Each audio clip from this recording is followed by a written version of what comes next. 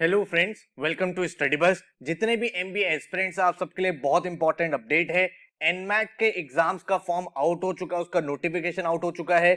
NMAT exam के through आप top colleges जैसे एनएमआईएमएस मुंबई हो गया, जिसको नारसी मंजी भी बोलते हैं, केजे सोमाया, तापमी, एग्जाएमबी, इन कॉलेजेस में एडमिशन ले सकते हैं। तो पूरे पूरे नोटिफिकेशन में क्या इंपॉर्टेंट डेट्स है, किन किन बच्चों को एग्जाम देना है। ये जो एग्जाम पैटर्न है थोड़ा सा डिफरेंट है। एनमैट का जो एग्जाम होता है वो अडेप्टिव इन नेचर होता है। तो ये क्या फॉर्म होता है इसके बारे में आपको बताऊंगा, साथ में जो टॉप कॉलेजेस है उनकी क्या प्लेसमेंट्स है। तो कंप्लीट क्लैरिटी आपको एक एनमैट एग्जाम के ऊपर मैं यहाँ पे प्रोवाइड करने वाला हूँ। So my name is Saurabh Kothari, let's start. तो सबसे पहले हम इंपॉर्टेंट डेट्स देखते हैं और इसको थोड़ा समझ लेना। क्यों? क्योंकि एनमैट का जो एग्जाम होता है ना वो बाकी एग्जाम्स की तरह नहीं होता। जैसे कैट का एग्जाम है, एक पर्टिकुलर डेट होती है, उसी दिन एग्जाम होता है। जैट का एग्जाम भी उसी तरीके से होता है, लेकिन एनमैट का एग्जाम थोड़ा सा डिफरेंट है। तो लेट्स ट्राई टू अंडरस्टैंड कि जो आप रजिस्ट्रेशन स्टार्ट करोगे, जो आप फॉर्म फिलिंग करोगे एनमैट एग्जाम की, वो 1 अगस्त से स्टार्ट एंड 10 अक्टूबर तक आप फॉर्म फिल कर सकते हो, राइट। उसके बाद आप अपने एग्जाम को शेड्यूल करते हो। तो यहाँ पे आपके सामने कोई फिक्स डेट नहीं होती है। एनमैट एग्जाम में आपको एक विंडो दे दी जाती है, राइट। विंडो का क्या मतलब हुआ कि आप 10 अक्टूबर से लेके 19 दिसंबर के बीच में कभी भी एग्जाम को अपियर कर सकते हो। एनमैट के आप मैक्सिमम 3 अटेम्प्ट ले सकते हो एक साल में। एंड अगर आप चाहते हो एक अटेम्प्ट या 2 अटेम्प्ट लेना तो वो भी आप कर सकते हो। तो वो कौन सी डेट को आप एग्जाम देना चाहते हो वो आपके ऊपर डिपेंड करता है। 10 अक्टूबर से 19 दिसंबर के बीच में कभी भी आप एग्जाम दे सकते हो। तो पहले क्या होता था, स्टूडेंट्स ये सोचते थे कि सर हम ना तीनों अटेम्प्ट दे देते हैं, जिसमें हमारा बेस्ट स्कोर होगा वो कंसीडर कर लेंगे, और जनरली ऐसा ही करना भी चाहिए। लेकिन जो एनमैट का सबसे फ्लैगशिप कॉलेज है जो है एनएमआईएमएस मुंबई, उसने क्या किया, लास्ट 2 सालों से बोला कि भाई जो आपके पहले अटेम्प्ट का स्कोर होगा मैं वही कंसीडर करूंगा, बाकी अटेम्प्ट में जो आपका स्कोर आया वो मेरे कॉलेज के लिए एप्लीकेबल नहीं है। अगर आप एनमैट के थ्रू अदर कॉलेजेस में जाना चाहते हो तो आप लिख सकते हो। उसके बाद से जो आपका एनमैट का फर्स्ट अटेम्प्ट है उसका वेटेज इंक्रीज हो गया, उसकी इंपॉर्टेंस इंक्रीज हो गई। क्यों? क्योंकि पहले तो बच्चा ये सोचता था ना कि 3 में से जो बेस्ट आया मैं लगा दूंगा एनएमआईएमएस में, लेकिन अब क्या हो गया है, अब ये हो गया कि एनएमआईएमएस का पहला अटेम्प्ट ही एक्सेप्ट करेगा। तो फिर बच्चे सोचते हैं हाँ यार मुझे एनमैट का जो पहला अटेम्प्ट है वो बहुत ही सही तरीके से डेट सेलेक्ट करके अपीयर करना है। अब यहाँ पे क्वेश्चन ये निकल के आता है, सर इस पूरी ड्यूरेशन के बीच में कैट का एग्जाम भी आएगा, ठीक है, तो मुझे कैट एग्जाम से पहले एनमैट देना चाहिए या फिर कैट एग्जाम के बाद में एनमैट देना चाहिए? तो यहां पे आप एक चीज समझो, मेरा जो सजेशन रहता है, क्योंकि कैट एक बहुत इंपॉर्टेंट एग्जाम है, कैट शायद एमबीए स्पेस में सबसे इंपॉर्टेंट एग्जाम माना जाता है। तो आप अगर कैट से अराउंड 1 महीना पहले एनमैट लिख देते हो तो आपको एटलीस्ट ये पता चल जाएगा आप कहां पे स्टैंड करते हो, एग्जाम का जो प्रेशर होता है उसको कैसे डील करना है, उस टाइम आपने क्या गलतियां की थी, ताकि वो कैट एग्जाम में रिपीट ना हो, ठीक है। लेकिन मान लो आपका सिर्फ गोल ही एनमैट है, आप कह रहे हो सर मैं कैट एग्जाम तो लिख ही नहीं रहा, मुझे तो सिर्फ एनमैट के थ्रू ही एनएमआई में जाना है, तो फिर आप वो डेट सेलेक्ट करो जब आपको लगे हाँ मैं इस पर्टिकुलर एग्जाम के लिए तैयार हूं और मैं भाई इस एग्जाम को अपीयर कर सकता हूं, करेक्ट। अब यहां पे एक चीज और समझो, वो ये है कि जब आप एनमैट का एग्जाम लिखते हो ना उसका रिजल्ट उसी टाइम आपको मिल जाता है, तो आपको एक कंप्लीट क्लैरिटी मिलती चली जाएगी, आपको एक इंट्रोस्पेक्शन मिलता चला जाएगा। तो 10 अक्टूबर से लेकर 19 दिसंबर के बीच में आप इस एग्जाम को लिख सकते हो। पहला अटेम्प्ट आपके लिए ज्यादा इंपॉर्टेंट है, एंड उसके बाद अगर 2 अटेम्प्ट आप देना चाहो तो दे सकते हो for other colleges apart from NMIMS Mumbai, ठीक है। अब अगर मैं आपको आगे की बात बताऊं कि भाई आपको एग्जाम की फीस कितनी है, तो जो टेस्ट के लिए रजिस्ट्रेशन है वो है 2800 रुपीज प्लस टैक्सेस, ये आपके एक अटेम्प्ट की फीस है, ठीक है। उसके बाद मान लो आप रीटेक देते हो, आपने कहा सेकंड अटेम्प्ट देता हूं मैं, थर्ड अटेम्प्ट दूंगा, तो भाई हर एक अटेम्प्ट के 2800 रुपीज आपको पे करने होंगे। अगर आप किसी रीजन की वजह से अपने पेपर को रीस्केड्यूल करते हो, इसका क्या मतलब हुआ, मान लो आपने एग्जाम की डेट सेलेक्ट करी 20 नवंबर, अब आपने कहा नहीं नहीं मैं तो ना इस एग्जाम के लिए तैयार नहीं हूं, जैसी एग्जाम की डेट पास आई आपने रीस्केड्यूल डाल दिया ताकि आपका अटेम्प्ट वेस्ट ना हो। आपने क्या करा, 2 हफ्ते बाद की, 1 हफ्ते बाद की, 3 हफ्ते बाद की, जब भी डेट अवेलेबल थी, जब भी आप रेडी हो वो आपने रीस्केड्यूल करा। तो रीस्केड्यूल करने पर आपका अटेम्प्ट वेस्ट नहीं होता, उसके आपको 1200 रुपीज पे करने पड़ते हैं एंड टैक्सेस आपके जाते हैं। तो एग्जाम की फीस ये है, थोड़ा सा एक्सपेंसिव एग्जाम है। इसके साथ जिस भी कॉलेज में आप अप्लाई करोगे उसके भी आपको एडिशनल फीस पे करनी पड़ेगी। तो एनमैट और एनमैट के जो रिस्पेक्टिव कॉलेजेस है थोड़ा सा एक्सपेंसिव है, सोच समझ के हमें चीजों को यहाँ पे डील करना है। अब अगर मैं आपको बोलूं एनमैट देने का क्या फायदा है, सबसे पहले कंपैरेटिवली एक आसान एग्जाम माना जाता है कैट से, कोई नेगेटिव मार्किंग इसमें नहीं होती है, ठीक है, नेगेटिव मार्किंग नहीं होती है, पूरा का पूरा एग्जाम अडेप्टिव है। तो जो आपके सेक्शन है जैसे वर्बल हो गया, क्वांट्स हो गया, ये अडेप्टिव है।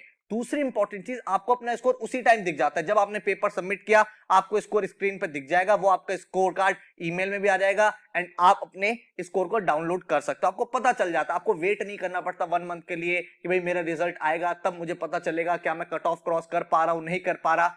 ये चीज है, 3 अटेम्प्ट्स आपको मिल जाते हैं अपने स्कोर को इंप्रूव करने के लिए अगर आप मल्टीपल कॉलेजेस में अप्लाई कर रहे हो। दूसरी जो चीज है वो ये है कि यहाँ पे आप अपना ऑर्डर सेलेक्ट कर सकते हो पेपर का। जैसे आप कैट का पेपर देते हो, आपको पता है पहला सेक्शन वर्बल आएगा, दूसरा एलआरडी आएगा, तीसरा क्वांट्स आएगा, फिक्स्ड है, किसी के लिए चेंज नहीं होता। लेकिन एनमैट में क्या होता है, आप अपने ऑर्डर को चेंज कर सकते हो, आप पहले क्वांट्स करना चाहते हो क्वांट्स कर सकते हो, आप वर्बल करना चाहते हो वर्बल कर सकते हो। फोर्थ इंपॉर्टेंट चीज जो एनमैट एग्जाम के रिलेटेड है वो ये है कि आप चाहो तो टेस्ट सेंटर पे भी जा सकते हो, चाहो तो आप घर पे भी इस एग्जाम को अपीयर कर सकते हो। आपके घर पर अच्छा इंटरनेट कनेक्शन है, आप घर बैठ के प्रॉक्टर टेस्ट भी दे सकते हो। तो बहुत सारे लोग ऐसे होते हैं जो कहीं दूर रहते हैं या फिर टेस्ट सेंटर जाते हैं तो उनको ज्यादा एंग्जाइटी हो जाती है, आप अपने घर के कंफर्ट पे भी इस एग्जाम को अपीयर कर सकते हो। प्रॉक्टर रहता है आपके सामने, इन्वेटर होता है जो आपको चेक करता रहता है एंड भाई आपको पेपर वहां पे करना होता है, ठीक है। तो ये आपके सामने कुछ एडवांटेजेस मिल जाते हैं जो एनमैट एग्जाम आपको अलग से प्रोवाइड करता है। अगर हम पेपर पैटर्न की बात करें तो इस पेपर पैटर्न में 3 सेक्शन रहते हैं, language, quant and logical reasoning. पूरा सिलेबस भी आपको बताने वाला हूं, एक एक करके चीजों को समझना। लैंग्वेज के आपके सामने 36 क्वेश्चंस होंगे, क्वांट के आपके सामने 36 क्वेश्चन होंगे एंड एलआर के 36 क्वेश्चन होंगे, टोटल 108 क्वेश्चन होंगे। 2 आवर्स का ये पेपर रहेगा एंड आपका जो स्कोर है वो आउट ऑफ 360 आएगा। अब ये स्कोर कितना आएगा ये डिपेंड करता है आपने कितने सही क्वेश्चन करे, क्योंकि ये जो एग्जाम है ना इसका पेपर का पैटर्न है अडेप्टिव इन नेचर। अडेप्टिव का क्या मतलब हुआ, जैसे अगर मैं कैट एग्जाम की बात करूं या मैं अदर एंट्रेंस एग्जाम्स की बात करूं, वहां पे पहले से क्वेश्चन प्री डिसाइडेड है, आपने पहला क्वेश्चन सही करा गलत करा उससे फर्क नहीं पड़ता, नेक्स्ट क्वेश्चन वही आना है जो भाई पहले से अपलोडेड है। लेकिन एनमैट के एग्जाम में क्या होता है, मान लो आपने पहला क्वेश्चन करेक्ट कर दिया तो आपका जो नेक्स्ट क्वेश्चन होगा थोड़ा सा डिफिकल्ट हो जाएगा, उसका डिफिकल्टी लेवल इंक्रीज हो जाएगा एंड इसके मार्क्स भी आपको ज्यादा मिलेंगे।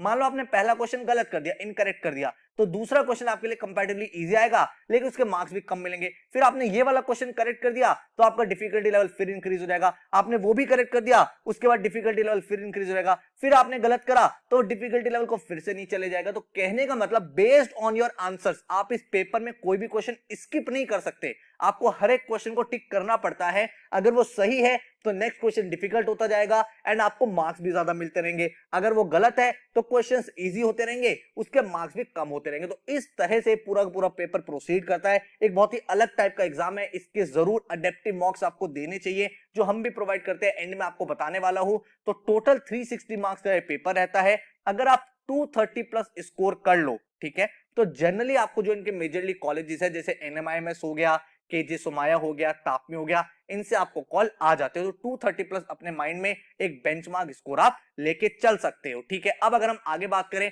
जो स्कोर्स है, जैसे कि मैंने आपको बताया जैसे आप सबमिट करते हो उसी टाइम एक बार आपको स्कोर दिख जाता है एंड विद इन 48 आवर्स आपके पास पूरा पूरा स्कोर कार्ड रिसीव भी हो जाता है। देन अगेन मैंने आपको बताया 3 बार आप इस एग्जाम को अपीयर कर सकते हो। आपने पहला अटेम्प्ट दिया उसके बाद 2 अटेम्प्ट और दे सकते हो। हाउएवर हर एक कॉलेज की अलग एक अपनी क्राइटेरिया होती है, जैसे कि मैंने आपको बताया एनएमआईएमएस कहता है पहला अटेम्प्ट लूंगा, लेकिन कोई दूसरा कॉलेज है वो कहता है आप तीनों में से कोई भी स्कोर ले आओ, जो आपका बेस्ट स्कोर होगा वो हम कंसीडर कर लेंगे। तो आपको डिपेंड करता है कि आप कौन कौन से कॉलेजेस वहां से टारगेट कर रहे हो, उसके बेसिस पे आपको ये अटेम्प्ट देने चाहिए। अब अगर हम सिलेबस की बात करें तो लैंग्वेज में आपका reading comprehension, para forming, error identification जो ग्रामर वाले क्वेश्चंस होते हैं, सेंटेंस कंप्लीशन, एनालॉजीज जो वोकैबुलरी का पार्ट है, ये आपका पूरा पूरा वर्बल का सिलेबस हो गया। लॉजिकल रीजनिंग में आपका क्रिटिकल रीजनिंग जो आपका इन्फ्रेंस वाले क्वेश्चन होते हैं, स्ट्रॉन्ग एंड वीक आर्गुमेंट होता है, इम्प्लिसिट एक्सप्लिसिट स्टेटमेंट्स होता है, ये सारे टॉपिक। देन एनालिटिकल पजल्स जो होती है, जो अरेंजमेंट के क्वेश्चंस होते हैं, एंड अदर रीजनिंग जो आपके बेसिक एलआर के टॉपिक्स होते हैं, जैसे कि blood relation, coding, decoding, direction, series completion,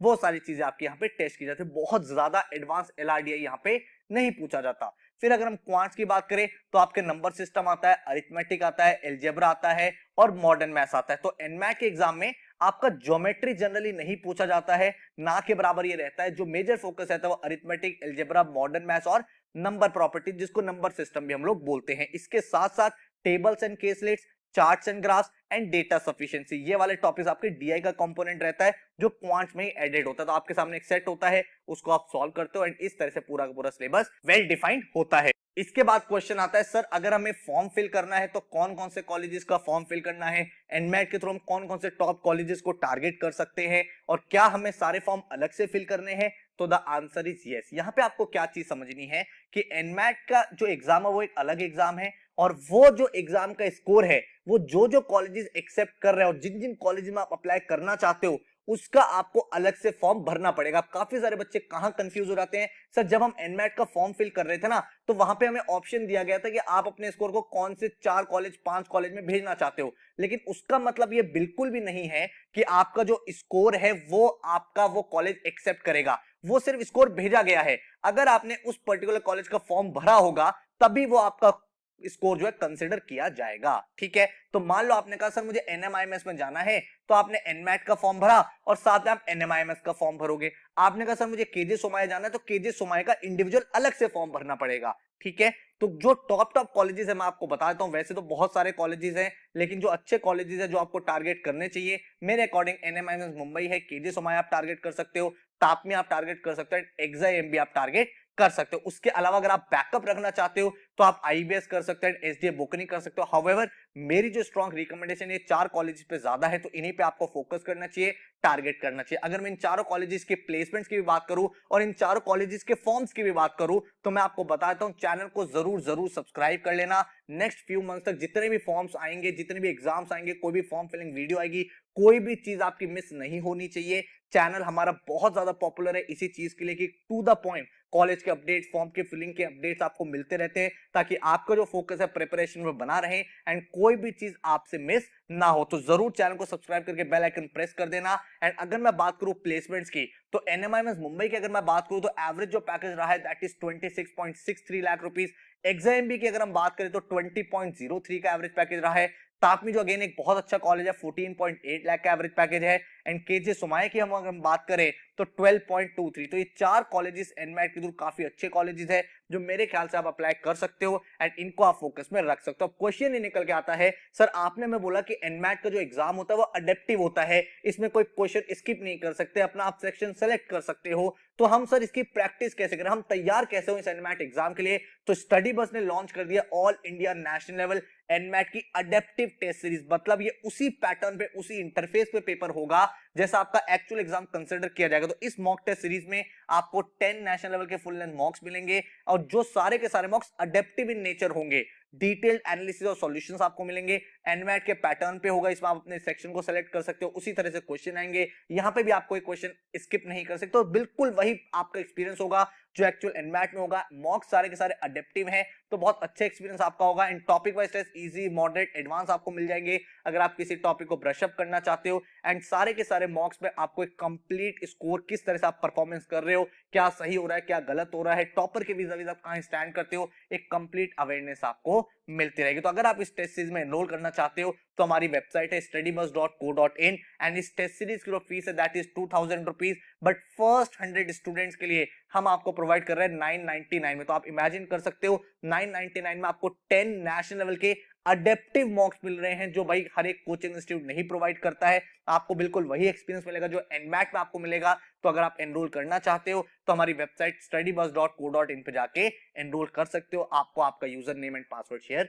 कर दिया जाएगा। और आई होप आपको इस वीडियो का कंप्लीट क्लैरिटी मिल गई है। आप मुझे नीचे कमेंट करके जरूर बताना कि आप कौन सी डेट प्लान कर रहे हो एनमैट एग्जाम के लिए, क्या वो थॉट प्रोसेस है जिसके पीछे आपने वो पर्टिकुलर डेट सेलेक्ट करी, ताकि मैं उस चीज को बेटर तरीके से एनालाइज करके और इंफॉर्मेशन आपको प्रोवाइड कर सकूं। So all the very best, thank you so much and take care.